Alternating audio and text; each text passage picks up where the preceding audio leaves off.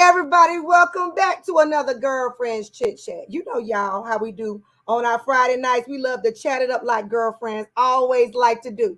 So, for you all who may not know who I am, my name is Amira Bay, and I am the host of the Girlfriends Chit Chat show. And with no further ado, of course, we're going to go ahead and get this story started tonight because you are going to love the individual we have with us this evening. Mr. Kika Miller McIntyre, she is going to be with us this evening. What? The real estate extraordinaire herself. What? If you're looking for a home, if you're looking to move into doing real estate, if you're wanted to move into what? Buying girl for you. So tonight we're going to have a conversation. Come up the thread and say, hey girl, how you doing tonight? Because we are going to conversate tonight. So with no further ado, because we're not going to hold it up, y'all, because we're going to chat it up for real tonight. Come on in here, my girl, Miss Shauna Price of the Connection Guru. Come on in here, girl. What's going on tonight? Hey guys, how y'all doing? I'm so glad to be here like always. Look how we do. You know, girl, we going to chat it up tonight because I'm looking to find me a spot. I'm going to find me a new house. I'm so excited. Look. She's amazing. I know. And we, right now, where the market is, we're trying to figure out what is the best things for us to do. Even as business owners, what are we trying to do in our business if we wanted to expand and do some big things? No better Definitely. Now, y'all, we can't leave out my other girl, Miss Leslie Thomas, the She Promote Network. Girl, where you at? Come on in this room. I'm in here. I holler. Hey, Leslie. Hey, y'all. Leslie, I'm loving this lipstick, honey. It's some type of blush, something. I don't even know. But you know, I'm trying to do you. I'm doing you because usually you come out with those bodacious lips and stuff. I'm just doing you. I'm in a neutral state for a little bit here, y'all. Just not sure. Trying something different. But it still look good, girl. Yeah, you're not too sexy. What are you wearing? I don't even know. That's good. It looks good on your skin complexion. I don't know. I know, you know. I gotta find something that got a little pop of color. You know how that do. You know, trying to look like something. You know, y'all. Look like somebody. You know, because we got our moments. You know, but y'all, we can't leave out our new girlfriend tonight. Come on in here, Miss McIntyre. Come on in the room, girl. Hey, come on in. Hi. Look, y'all. Hi. I'm so excited. Look at her, y'all. Look, we trying to do something tonight, y'all. We trying to find us a home. We trying to find us something, y'all. We're gonna do some big things tonight. But you all, I want y'all to know this amazing woman right here, Miss Kika Miller McIntyre. She is amazing in real estate investing. She's got over 20 years of experience in lease, buying back options, new home construction, anything that you need. She's going to provide it for you. And y'all, the greatest thing is she's not just your normal real estate agent. She is also a broker. And I want this young woman right here, you all. Many times, y'all, we come on here and we say, hey, I want to talk about who she is, but I want her to tell you her story and how she started in the real estate business. Because a lot of times, y'all, our journey goes different directions. Yeah. Tell everybody about you tonight. Well, first of all, thank you guys so much for having me. I'm super excited to chit chat tonight with the girlfriends. But I just got to say, I'm feeling a little left out because my lipstick ain't popping like all of Listen, we going with a natural look, friend. You got a natural look going on now. Natural, but I'm going to have to try some of these bold colors. So just so you know, I'm going to send y'all a photo tomorrow of some plum and some red and some blue. Yeah, look, we're going into the sun. Look, you're gonna look up, it's gonna be summertime. So it's gonna be some up a little bit. Your lipstick got to be popping. Yes. So okay, cool. Well, anyway, thank you all so much for having me tonight. I'm super excited. And I'm always thrilled to share my story and how I got into real estate because it's always different. Like we all have a story, right? So I like to tell people that the catalyst for me becoming a real estate broker, even though I didn't know it back then, was my own journey into home ownership. At 21, I had the opportunity to buy a property. Call the agent. In fact, I was living in the property. I was renting it. Call the agent, talk to her. Older lady, just knew she was going to help me navigate the process. A couple of days went by. She hadn't called me back. I'm sorry. Let me take that back. She sent me to a lender. A couple of days went by. He had not called me back. Couldn't figure out what was going on. And when I wound up getting in touch with them, the gentleman said, "Oh, you don't qualify." That's all I knew, is I didn't qualify. I didn't know why. I didn't know how. I didn't know what. And I never heard from that lady again. Right. And so for at least 2 to 3 years, I kind of walked around thinking obviously something was wrong with me. I didn't make enough money. I must didn't have good credit. Something was not right. I wound up moving to Charlotte after college, moving to Charlotte, had a great job, met a wonderful girlfriend, who said, "Hey, come to me with this, come to a home buyers class with me." And we went to a home buyers class. Now, mind you, I hadn't known this lady but 3 months. 3 months. Wow. And that was like my invite. She didn't ask me to a party. She didn't ask me anything, but come go to a homeowner workshop with me. So we both went. That was in August, I think, of 2000. We both went to the workshop. By December, we both owned homes.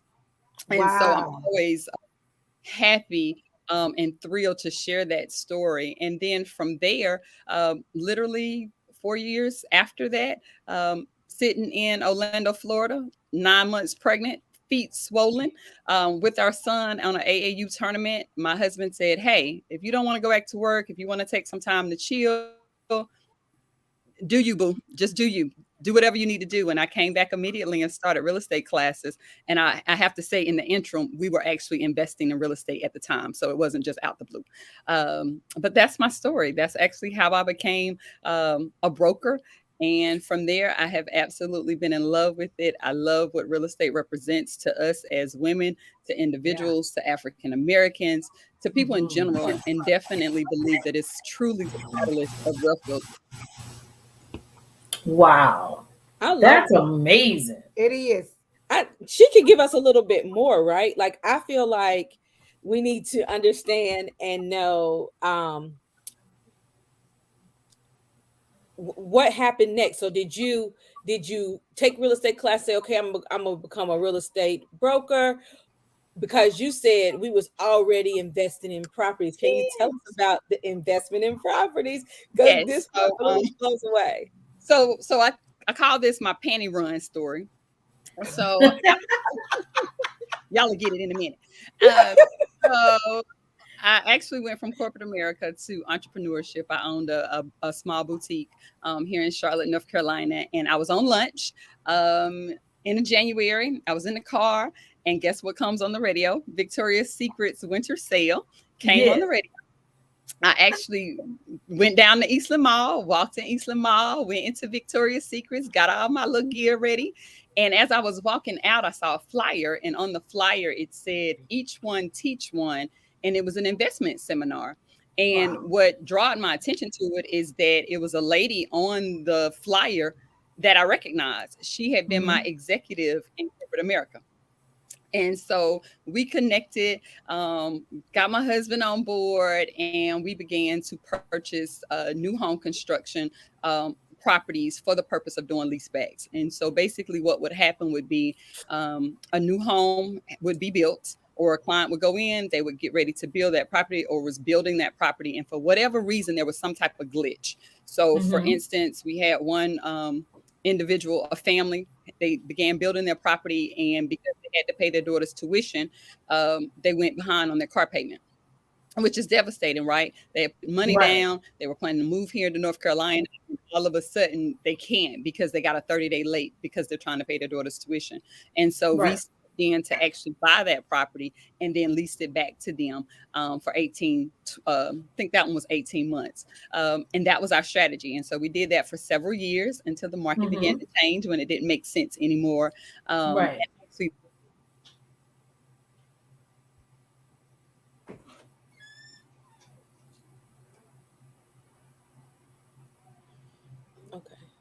Oh, it looked like we lost her for a second. She's gonna be back because y'all, I gotta hear this lease back. That's awesome. Y'all, did y'all get that?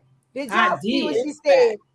They ran late on paying something. Right. And then in return, she buys the home practically almost like for them.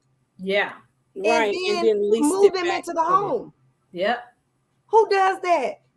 She does. She does. But here's That was the a thing that you got to blessing. remember. You got to pay attention to what she said, because like now we probably would say, well, is that an option? But truth be told, in the market now, it may not be an option. She said they did that as long as it made sense Right. in the market. Right. Right. Well, But amazing. when I first heard that, I was like, I had never heard of a lease back. And I was like, wait, what? Yeah. Because Yeah. I mean, think about it, y'all. We make mistakes, and Right. that comes from not being properly guided. Right. And so many times, when we're not properly guided, then we end up having those problems of, oh my God, I can't get my home now. Right. And her and her husband created at least buyback program where hey, you can still let me move in the home and I'll pay you. Yeah. I mean, I think that's awesome. I think that's great. That's there's remarkable. individuals that do that. That's remarkable.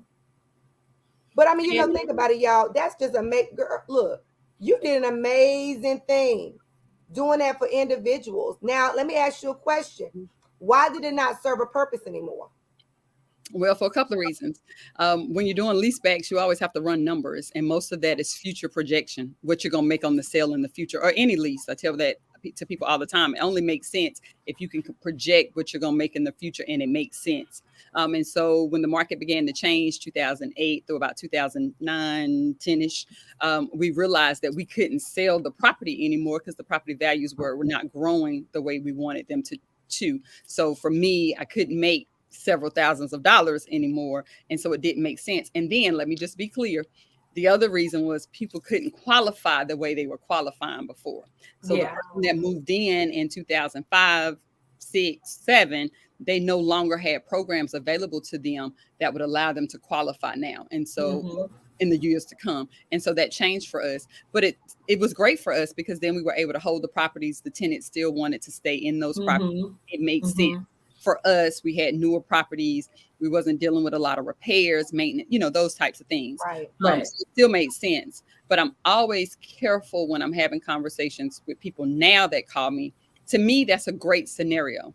Yeah. People had the opportunity to take the money that they've already invested. They already love the house. They know they want to be there and just move forward. And we wasn't killing people in rent. So it wasn't like, taxing them $500-$600. It might have been $200 to make sure we had a little buffer there, but it wasn't a lot. Right. Now when people come to me and they want to do lease options, I have to have a conversation so that they understand what they're getting into. And the biggest factor is the projection of what the sale will be in the future. Because if it doesn't work, there's a good chance you put money down and that money's gone. It's gone. Right. The seller may change their mind. You might get in the house and you don't really like the house anymore. Right. And I will tell you that in this industry, when I see people do lease options, honestly, outside of my own, because of the circumstances and having other clients that have done the same thing, probably about 95% of the other clients, it didn't work. Yeah. Number one reason is because when people call me and like lease option, this is what I immediately think. What's wrong? Why can't you buy right now? Right. Exactly. Okay. So you got to work on that to get to wherever the point you can buy. Right. Maybe they will, maybe they won't. But for the people that actually get to the point where they can buy, the very first thing they do is shop. They kind of settled when they did the lease option. Right. Well, now I qualify for $500,000. I don't need your $400,000 house no more. Right. Yeah. I have an option now. So you go shop. And if you're going to go shop, 9 times out of 10, you're going to find something else that you want. So I'm very careful when I talk to people about doing leases. Yeah, that's strategic right there. I like that. Are we living in a market where lease backs even make sense anymore? It depends. It depends on the numbers. It depends on the people. The scenario that we were in, it still makes sense. Like right now might be great because I can do a lease option. If someone, wants to go into it, knowing their numbers, I can almost project that I'm going to have some equity in that house within a couple of months, especially if it's new home construction. If they're willing and able to pay the dollar amount of that projection, they still qualify. Because remember, they got to qualify for the future value of that property. Right. So if they bought it at $320 and I want to sell it to them in a year at $360, we got to make sure they qualify at $360. Otherwise, it's pointless. Right. So I would say yes, it's still a great option for both individuals. And again, lease options to me are circumstantial. is based on two individual circumstances. Yeah. Sometimes they make sense, and sometimes people just want to say that they're leasing to buy when they really rent. Right. So, Exactly. A lot of people do say that though. I'm leasing to buy. A lot Right. of people do say it, and I mean, but they're like say they're technically renting, and I mean that's how it is sometimes. Right. But what would you say to individuals who are looking to do what you and your husband did, are looking to move into that arena of buying new construction homes Mhm. and wanting to use that as leverage and say, okay, I want to go move into real estate. Yeah. You know, that's something I want to do. What I would you advise a business owner who's looking to do that? I'm talking like even like you and I had discussed, you know, doing Airbnbs, you Right. know. A lot of people think that's a great way of generating income if you're a business owner. What would you recommend? What would be your suggestion to somebody who's looking to do that? Two things. One is doing your research. So I'll just give an example. Today, I had a client text me. They found a $500,000 condo uptown. They loved it. They looked at the picture, and that was the first thing he said to me is, "Hey, I think this would be great for, you know, Airbnb. I think this is perfect." I said, "Hold up. Number one thing we need to do is find out, can you even do an Airbnb in this community, in this building? Right. Can you do it in the community, a subdivision? Can you? Have you read? Right. That would be my number one thing. We need to go look at it." And so Right. we called, and sure enough, there was a restriction. So that wasn't an option. So that's number one. As Right. far as new home construction is concerned, if you can get into a community that allows investors, now I will say a lot of new home construction communities are not as open to investors, especially if they're building. Many Right. of them do if they're doing a lease back of like the model, or if they're doing a closeout. So if there's inventory left over. Right. I will, be very frank. In 2002, when I was actually just sending clients to, other people to purchase, by the time 2004 rolled around, I was killing it with investor clients with new home construction. I had Right. 3 builders in Charlotte, and I promise you, yeah, we were real good friends. Right. We did a lot of chit chatting. Now that's not necessarily the case. I've, found that most new home constructions right now are really limiting the ability for a new investor to come in. However, any new home construction, I think, is a great start for an investor to get your feet wet for a couple of reasons. One is safe. Generally, Yeah. you're not going to have as many issues with that. You're going to have that longevity, Mhm. maximize rental amounts without Right. having to go in and do a whole lot of investing. So if you're able to find something that is within your budget, I certainly recommend doing new home construction for any investor, first time, Right. Seasoned, whomever, just because it gives Mhm. you a little layer of comfortability. Price Right. points will be a little bit different, but it does help give you a safety net generally. Wow. That's amazing. Is it important for us, if we want to invest, is it important to have a real estate license? Is it more Yes. helpful? It depends on what you're going to do with your real estate license. Yeah. I do this all day. So I talk to people all day long. They call me. I want to be a real estate. I want to get my license. First of all, it costs money to have your real estate license. It's a couple of $1,000s to keep your real estate license.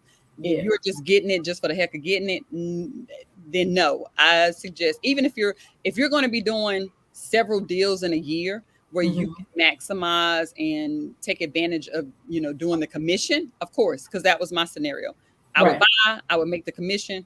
We rent it out. We make the cash flow on the rent. I sell it, and I build in my commission within the sale. So yeah, it makes a whole lot of sense to me. If I happen to sell to another investor, then I'm making the commission off of, the dual agency on the transaction. But if you're just someone that's looking to get into the business, no, you don't have to have your license. Could it be good for you to have it? Of course. Could you use it for a referral source? Of course. Additional income, which I'm all about. Yeah, but it's not a requirement to be a great investor. No. Wow. And so you mentioned just now, but it's kind of cascading me to where my next question or my next. I like that word, cascading you. Okay. I want to go skating. So you mentioned just now, you mentioned buying a property, renting it out. So in the introduction, we talked about you being a real estate broker, but we didn't mention that you are a property manager also. So as a property manager, where do you find the most value with your properties? And I guess what I mean by that is, I don't imagine that you have a lot of high turnover rate, so to speak, with tenants. But what is best about property management? That's a twofold question. For me, what's best is it gives me stable income. That's number one. You right. Yeah, you right. Yes. I get a check every month. I'm good. Right. No matter what the market is, because somebody is always living in a house, and my fee structure allows me to be able to pay myself. So that's good, and my employees. So it's just a great stream of income. So that's number one, and that's Right. one of the things that I didn't find value initially. As I built the firm along with my husband, it made perfect sense. Like, why didn't I think about this? Right. It doesn't make any sense. The other reason I love property management now is because I literally have the opportunity to have continuous flow of clientele. I have Right. renters that come in. I immediately know everything about them, right? I've ran their application. I know their income. I know their credit scores. I know Right. everything. I know, why they left their last property. I can see how long they stayed there. So I can Mhm. pretty much do the math and figure out, oh, okay, they're gonna be here a year, 2 years. They're moving to Charlotte, maybe a year. They've been in Right. Charlotte all their life. They said they're the last place 5 years. They was at the last place for 10 years. Okay, they probably gonna be here my 3 to 5 year average. Right. And so I have the ability to turn that individual into a buyer, which we've done that. Right. I also have clients who are landlords. Some of them are novice investors. Some just, have a property that they just happen to rent out. It's not something they want to grow upon. And then I have true investors. And so I always have a stream of clientele, sellers, investors, I buyers. love that. That That's part good right I there. absolutely love. And I get to share that because I have a team of brokers in the office, but I also get to share those opportunities with them. So that's why I love it.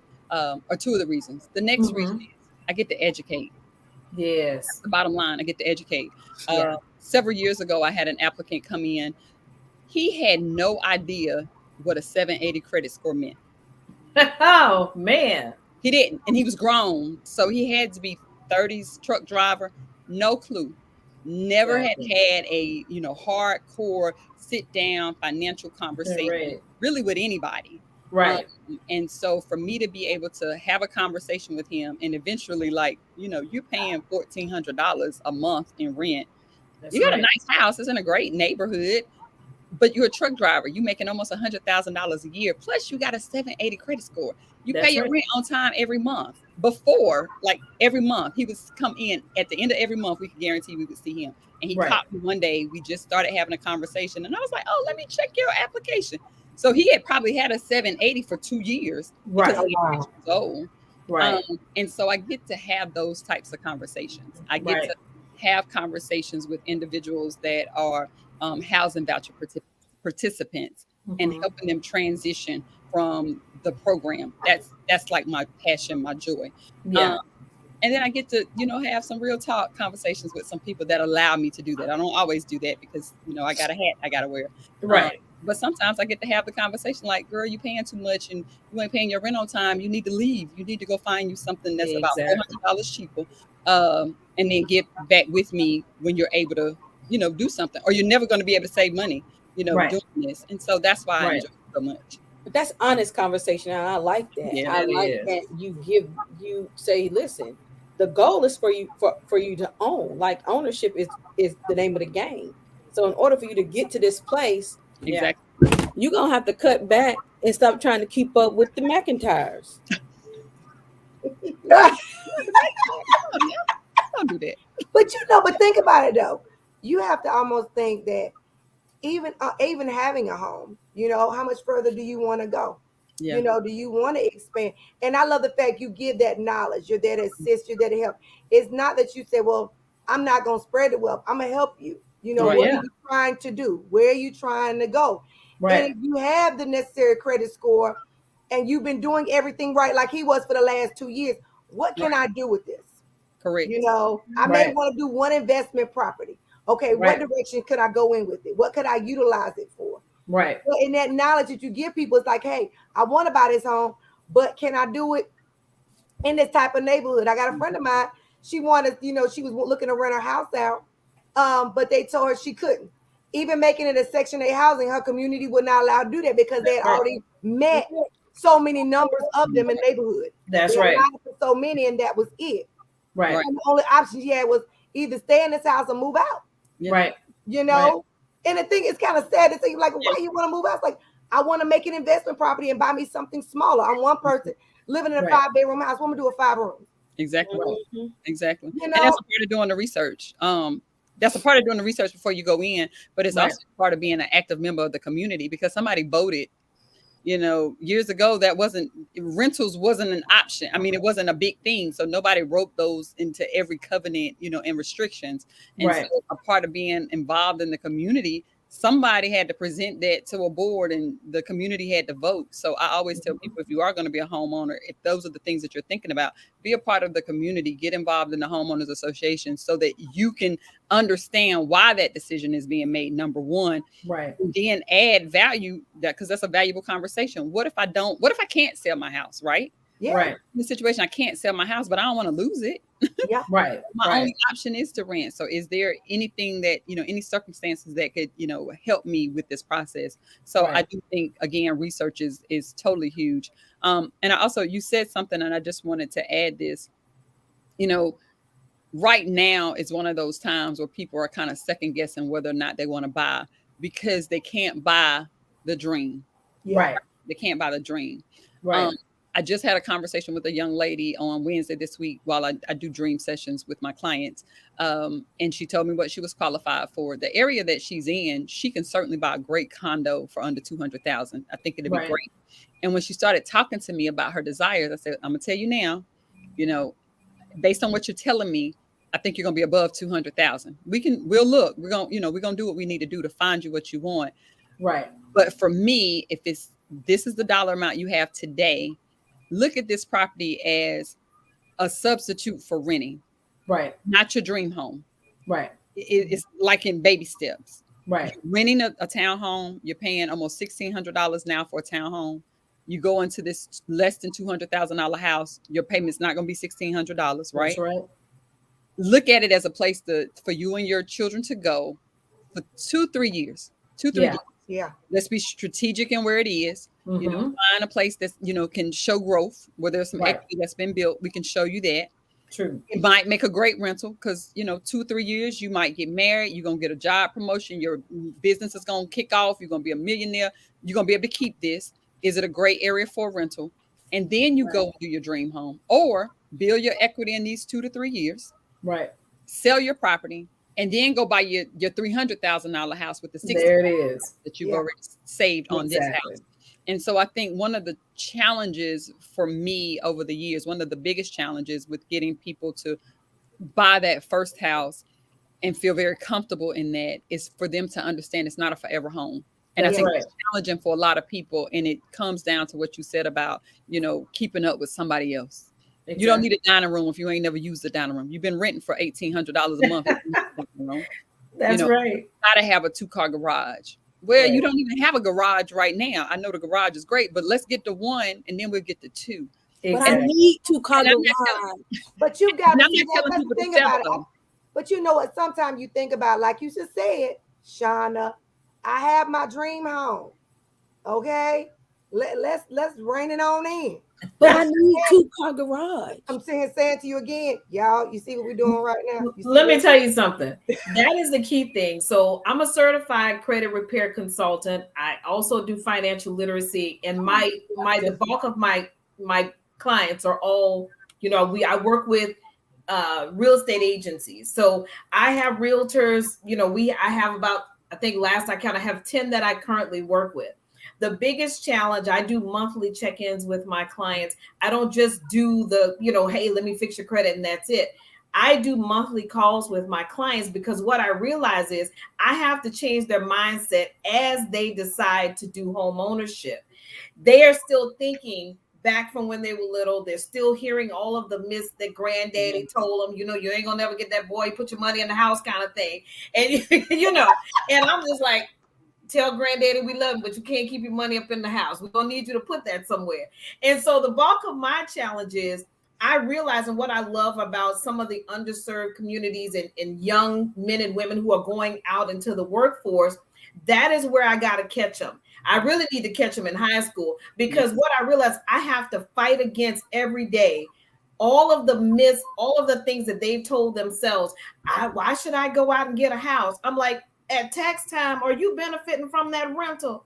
I got to have that conversation. But I realize that the mindset has to shift. It is so fine-tuned about what you guys do. I work with realtors, and we just had a big, huge meeting. And that is my challenge.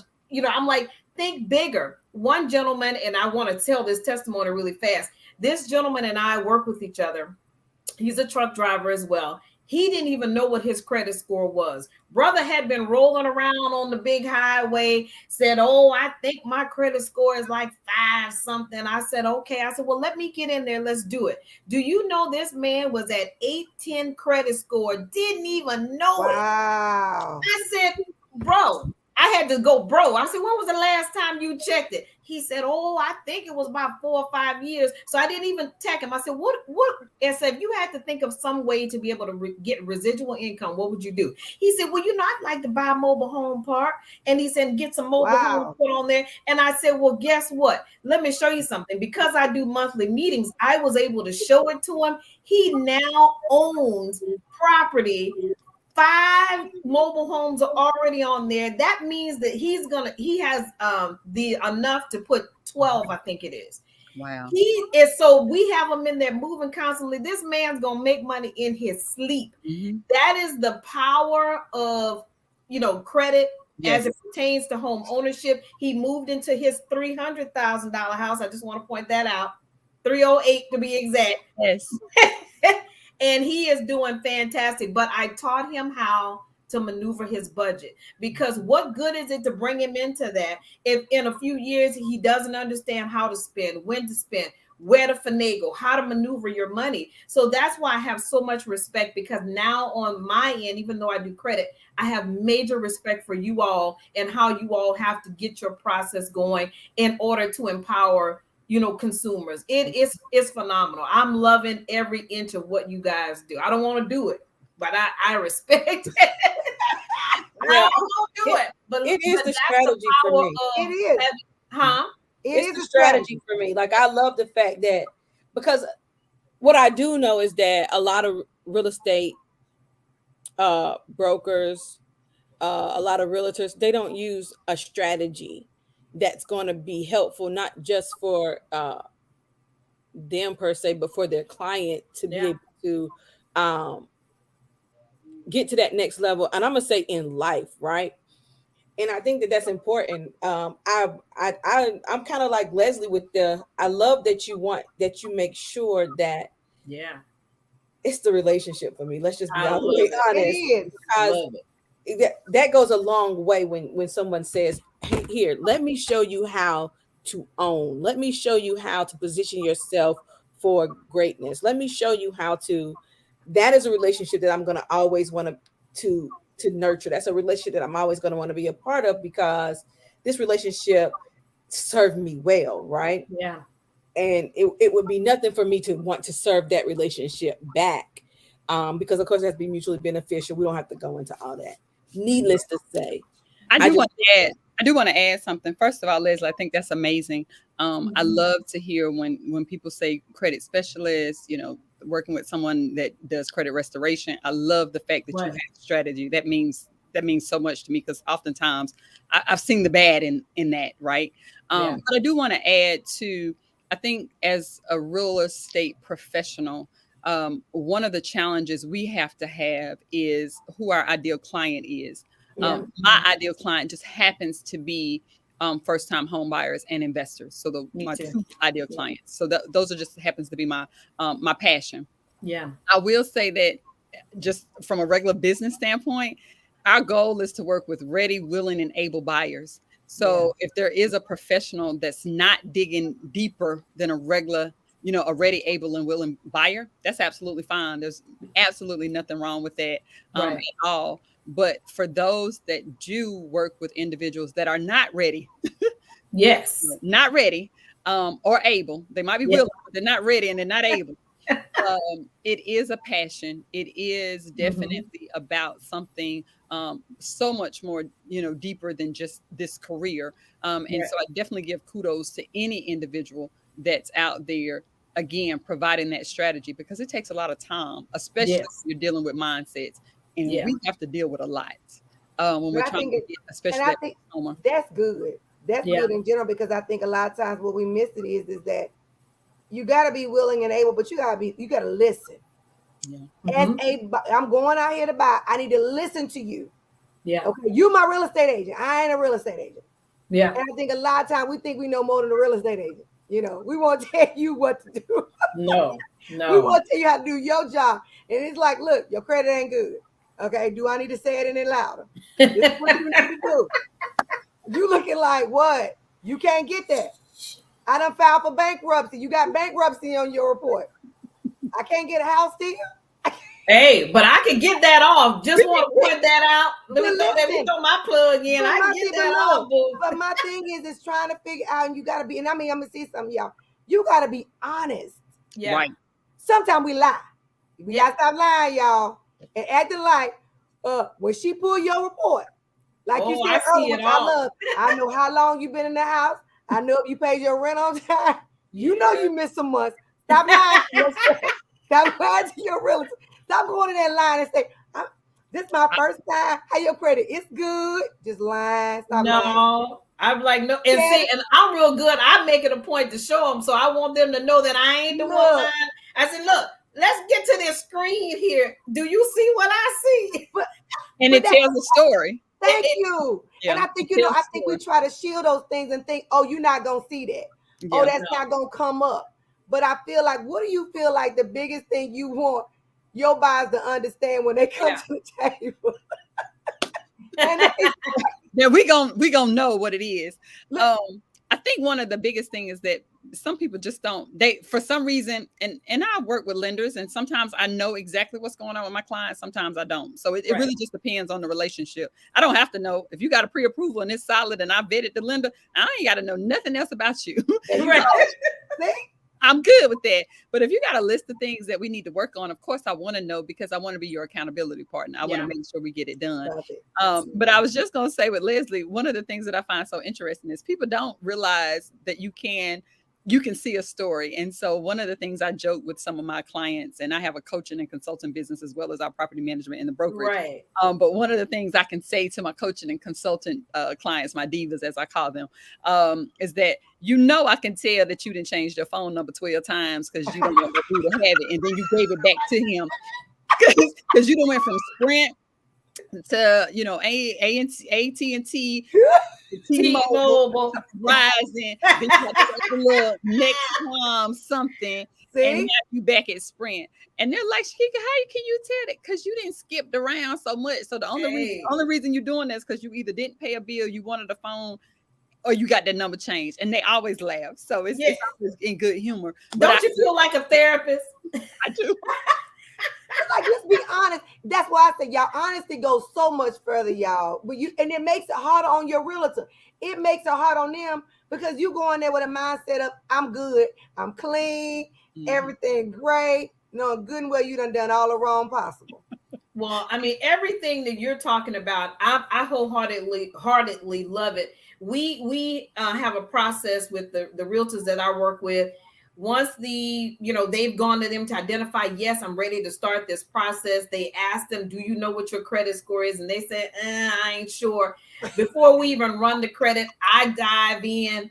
And then when I dive in, then in a few months, I circle them back. So it is a win-win for everybody that's involved in our team. And, just being able to learn, again, we invest in it. We have young single mothers. We have divorcees, we have all of these things, and it's so amazing. And and I share this on my Facebook page. I cried this week, and I often cry with my clients because I know the hard work that comes in. I understand the stories. I was divorced. He took everything. I now have nothing. I'm starting over. And again, like you said, it's my passion. It's I know that's where God put me. I'm convinced that that's where it is, because that's mostly the clientele that I get. but it's always the starting over. But I love when the light bulb comes on and they finally say everything that granddaddy and grandmama told me because they were fed bad information. Now I get to peel away that layer. And when they call me and send me text messages, hey, I'm closing on Monday. When I tell you I did a whole hallelujah sprint, and I usually do because I understand the story and the struggle. But what I love most is that I had the opportunity over the last 3 or 4 months to change the mindset about home ownership and that it is available to us. That leads into my question. You have stories, TV shows now like Selling Tampa that glorifies everything. And I can tell you, I'm a fan. I'm always watching. I was sorry when the season went out. There are so many African-American women that are going into the field. What is your advice? And what do you think about the mass inundation of Black women coming into the field? I love it. I'm all for it. Yes. It's time. I tell people all the time, it's biblical to own land. Proverbs 31, woman, she buy it. She considereth a field and she buyeth it. Yes. In my heart, it's all I was in. It's for us. Yes. I'm all in. I'm all in. I love it. I think that the number one thing about this is that it could truly change the trajectory. The trajectory of so many African American families. Yeah. And I'm not putting that on any individual. This ain't no social thing. We all trying to get paid, right? That's our career. But for individuals that can connect to someone that really understands that struggle, the challenges, what it means, especially when we have a gap in ownership right now. Less than 50% of African Americans own a home. Right now, it's less than 45%, depending on what statistic that you're looking at. That's huge compared to 73 to about 76% of our counterparts. And so for me to see so many women that look like me that are in the industry and have the ability to show up in the way we're showing up. Yes. I'm all in. If it's positive, if it's empowering, if it's encouraging, if it's educational, I'm in. I'm telling you, it is a beautiful thing. That's why when I'm like, she's showing up today, I'm like, okay, come on, girl, you can get on Selling Tampa too, Selling North Carolina. Let me just say this. The reason it's so incredible is because my little girls get to see that. They see mommy. I mean, I'm mommy. They see me. But for them to see, these beautiful African American women that are out here killing it in everything, not even just real estate, but just in entrepreneurship, to me, empowering other people. For me, that is great because we didn't get to see a whole lot of that, right? Yes, right. And we're just a generation down. Like, that's right. We didn't get to see all of that. They see millionaires, legit millionaires, not millionaires. They see us as millionaires. They see us as executives. They see us in every arena. And so for me, it's all positive for me. It's all great. If that's the love it. On, I love that.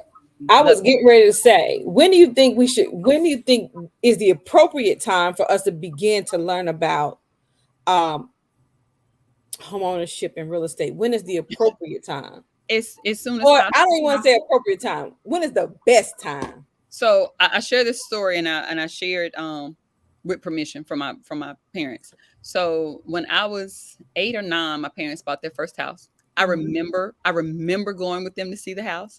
I remember what the agent looked like. I remember falling in love with the house. But I also remember getting foreclosure papers. I remember the envelope. I remember my mom getting the envelope, taking us to the mall and coming back, and the envelope was still there. I remember having to leave that house and having to rent a property.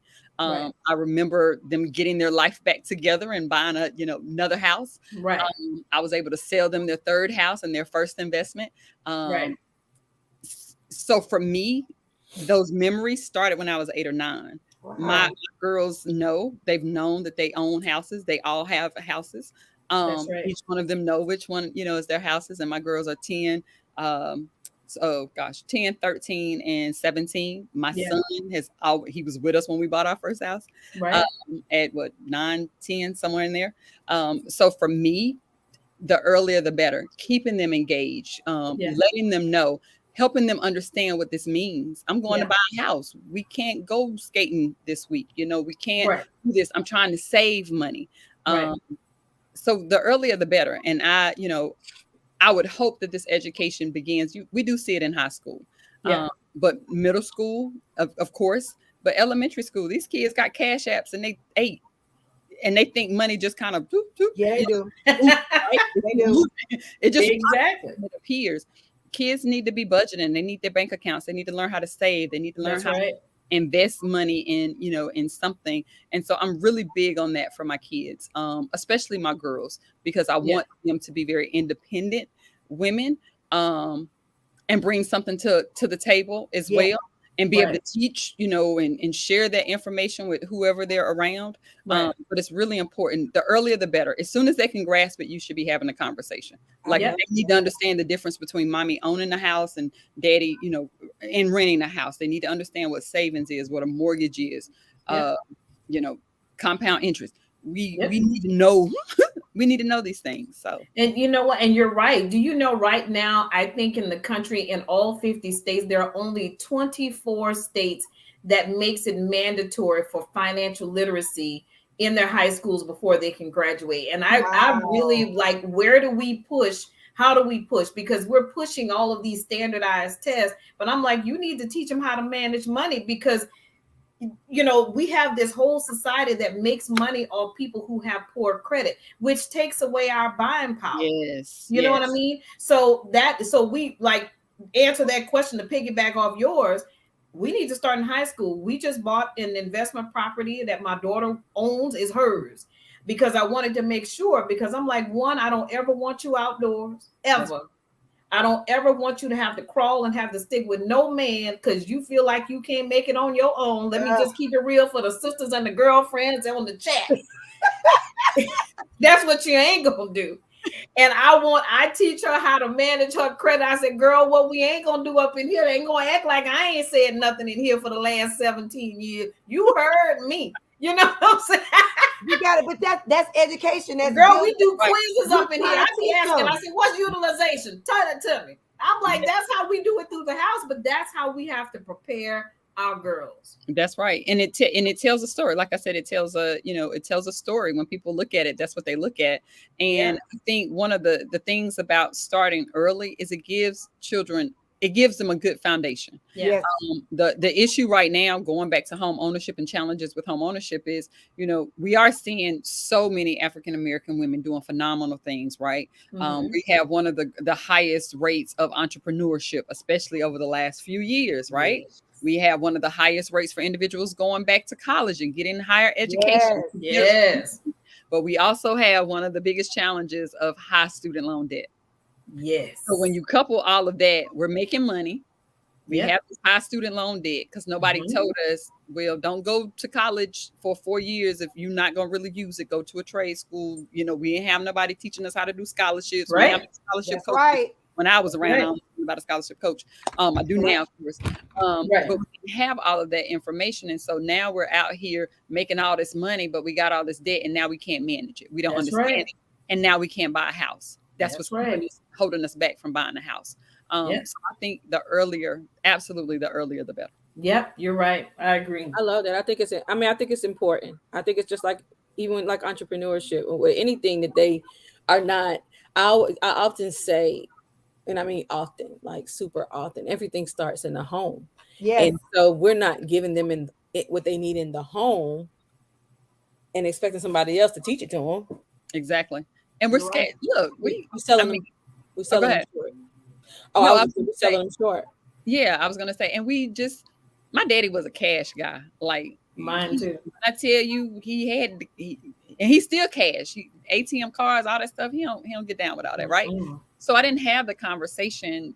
We didn't have those types of conversations in our house. My husband and I talk about that all the time. Nobody showed me how to do a checkbook. Now they don't have checks. Like I said, they got all these electronic. There you go. Right. Money just comes and goes. And the other thing is, this is a great platform, right? Girlfriends having chit chats. Not all girlfriends sit around and talk about, well, girl, you at a 540. We need to get you in the 850 club. How exactly. I literally have a group chat right now, and we're all trying to hit 850. We've been doing it for like years. We're 770, 780. This week I hit 835, and I'm group chatting. Yes. Oh Lord. Having those conversations. How can we pay our mortgage off early? What can we do? That's right. So I'm not saying put it all out there, but I am saying as groups, as families, Yes, right, inside your house, outside your house, right, there should be some conversations about finances, and that way it gets rid of the stigma. Exactly. It gets rid of whatever, because like you said, people have challenges. And so for me, I feel like that's what's missing. We are, we're flashy. We show, hey, I got this bag. I'm going on this trip. I got this car. I just bought the house. How did you do? How did you go from a 580, which I did find out I was at a 580 when I was 21. Don't know why I was 580, but that's where I was. By the time I purchased my first house, I was only at like a 620, 630, because that's all I had to qualify. By the time I purchased my second house, I was at 715. I've stayed at like 770 to 800 for 15, 16 years, and literally just hit 835.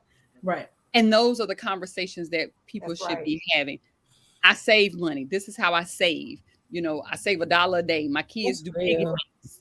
Every year they have piggy bank contests. Who can save the most pennies every year?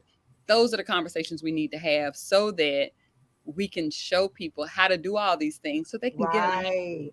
Yeah. That's important. Well, trust me, I have my theory with my clients is PSP. We gonna pay the bills, we gonna save some, but we gonna play with the rest. That's how you got to do it just like that. My daughter, I love the fact that when I'm having credit conversations, she's listening, and when she regurgitates it back to me, I love it. But one thing you said, and I'll let you wrap up. We are not having the conversations among women, because there's always this stigma that I don't want her to feel like she's doing better. That's the conversation we should be having. Exactly. We can talk about all this other stuff, but girl, how you did that? That's what I want to know, because that's how we empower communities, because everything that we're going to sit and chat around with each other about how we overcame a certain something, they going to go tell somebody else, no, girl, let me tell you, I was talking to her and she said you do it like this, but we're not, because we have to get away, because in other races, they have those conversations. Yes, they do. Yes, ma'am, they do. They have those conversations. And that's why real estate's being bought, but we over here buying bags. Brother want to tell me something about some property. In other races, they have more than that conversation. They having tons of conversations. I can remember growing up, and I would think we it's a whole bunch of Spanish people living in that one house, but you didn't know they had a plan, because by the time it was time to move, everybody owned a house. That's it. And I think that if we have to begin to have these talks. Oh, this might be good for we meet, we eat, but we have to be good. We have to begin to have like these kind of talk. Any of these kind of talks. It's true. Our kids are listening. They are watching, and they're going to pick up on something, and you want to make sure whatever they're picking up is something good that you're putting down. I'm telling you, because they learn the worst way. Like Chloe, Marco, recently, we had a bet. Marco falls asleep like this. So we was betting him that he wouldn't fall asleep and he could watch this movie with us. Of course, we knew we was going to win the bet. Because you told him. You told him, but you gotta be able to want to win, regardless if I tell you or not. Listen, you gotta want to do it. So he didn't make it, and Chloe betted him $50. Girl. Listen, she did not make it, and she betted him $50. And so she was telling my mom and them, yeah, I won the bet, but I ain't got my money yet, right? And so Marco showed up and said, listen, we're going to take this $50 and we're going to stick it in some stock, right? And so now, you know how kids, they be excited about mail coming in. She got a mail trade coming in the mail, but he takes his time out to show her about the stock, right? Yeah. He has a debit card. And we have conversations about how she should spend. It gets split. There's money that goes to savings for whatever it is that she want to save for. Yeah. But we had to start, because nobody had those conversations with us. No, like now, Nada. And like that's what we have to do, is we've got to educate get down to it and not feel like we can't talk about it. Not be afraid to talk about your finances, girl. Because Like if you the ain't paying them elephant in the credit cards room. off, why be mad? Why be mad because you got all that credit card debt? And then me, I got my first credit card at college because it's illegal now. Credit card companies cannot go to college campuses and That's pull right. off Me too. Me too. and give Cannot. credit cards anymore. When I was in college, I got my Discover card. The On school. campus, had no idea what I was doing and was in debt before. And that's Debt how by, look, debt by the end of the week because nobody told you. Listen, I gotta share this because I think this was funny. So my son, first year in college, freshman, in school, I got a letter in the mail from I think Kay's Jewelry. yeah. I was like, what is it? Okay, I opened this mail. Sorry. Opened the mail. The mail said we could not approve your credit card because of insufficient social security number. So I called. I said, why exactly are you trying to fill out an application for a jewelry card at K's? What's the point of that? And he was like, oh, my friend, they have this campaign where they're trying to get you and they got to get so many people to do an application. And I said, and you didn't know your social security number? He said, no, ma'am. I said, well, from now on, don't you ever. You got one card. That's the one we got. You're the authorized user on this one card. You got one card. Don't you ever. And do you know my son is 27 and right now he probably only has 3 cards. Now, 3. Come on, testify. Yeah, 3. He didn't know a social security number, and I'm like you. I had my first one in college too, and Lord, y'all was sliding that bad boy. And I'm gonna say y'all something. Y'all don't get me wrong. I was slow and dumb, y'all. I didn't know that you ain't alone. You had to pay it back. Free money. You been paying this free money. Y'all don't laugh at me. Don't laugh. Hey, but I'm being honest. I'm I was there playing like y'all didn't know. You sitting up there 17, 18 years old in college, and I'm thinking it's free money. I ain't know how to pay. What's the bill? I gotta pay this back. What money? I ain't got no job. Y'all gotta be. This is what we're talking about. Not educating your kids. You got to open up a credit card, not knowing I gotta pay a bill. How am I pay a bill? And I ain't tell my mama ever. Ooh. See. Well, I know Cornell watches the show.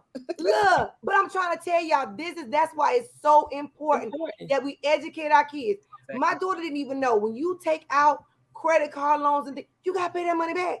It's not free money. It's not free money. But Miss McIntyre, tell everybody how they can connect with you. Because I love you already. Yes. So if you would like to connect with me, there's a couple of ways. Number one, for coaching and consulting African-American women in real estate, whether you want to become a homeowner, whether you want to invest in properties, whether you want to build your career, you can connect with me at Divas Doing Real Estate. For all your real estate brokerage services and property management, you can connect with me at Carrot Properties. That's CAROD Properties. And for anything property management related for my novice landlords that's looking to grow profit, occupancy, and property preservation, you can connect with me with PM with a Pop. That's 2 P's. PM with a Pop. Look at that. Y'all better know this woman wealth of knowledge, y'all. She's gonna try to get you. She didn't tell y'all. You gotta quit playing, Shakika. PM with a Pop is also a book. So you're able to go and purchase this book. Yes. I bought it for my mom. My mama was like, "Oh, I need that." I was like, "It's yours, baby." But hey, look, purchase the book because she give you the deets in the book. Yes, you can purchase the book and the e-course. Yes, and that's for all my novice landlords. Look at that, y'all. See, I just love a black woman that be balling. Girl, you bossing over there, girl. Look, she a one-stop shop, y'all. You can get everything under one roof. That's what you like doing. Everything under one roof. You can get how to do everything for you. If you don't know what you're doing, call her. Reach out to her. That's what we have to do is utilize each other to be able to grow. I don't care if it's you trying to buy a home or you trying to grow a new business. Yes. And we thank you so much for being with us this evening. Thank you so much. We can go all night talking about real estate, y'all, because it goes deeper and deeper and deeper. It does. And I'm telling you, but this is amazing. It's always, y'all, good things always come to an end. I hate it. I like y'all. We need to eat some food, have a drink, have a glass of wine or something. Yeah. We gotta, keep the night going, conversating all night long. But I thank everyone for being a part of Girlfriends Chit Chat tonight. Next Friday, as always, with a new guest and somebody coming to the table, because we always got a new girlfriend coming to visit us. So you all have a wonderful night, a wonderful weekend, and we'll see you all next week. Good night. Bye, guys.